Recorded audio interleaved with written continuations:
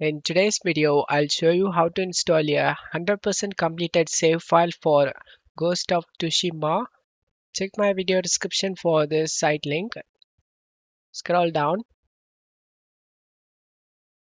The name does latest. Select the manual download option. Select slow download option and it will start downloading.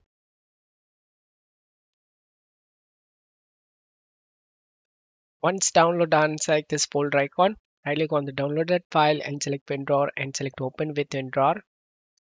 Now to stuff here in go to documents, open the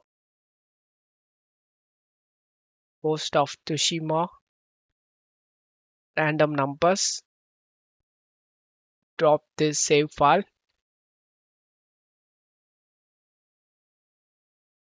If you have the same save file, then back up before dropping. And now launch the game.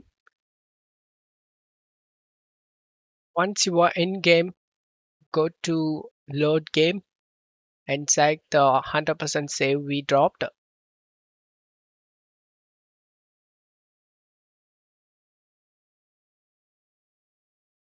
The 100% save successfully loads.